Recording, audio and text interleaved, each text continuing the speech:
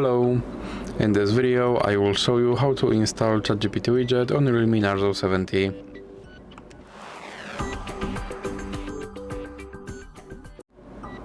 So you have to start by opening your Google Play Store, then click on search bar and type in Wolly AI and click search, and then click install. Now you can click open and click on this button to skip introduction, and then click open permissions. Now select the AI assistant and click here to allow this up to display over other apps. Then you can go back and go back again. Now click start, and as you can see right here there's my ChatGPT widget, and I can open him and I can tell him to do something.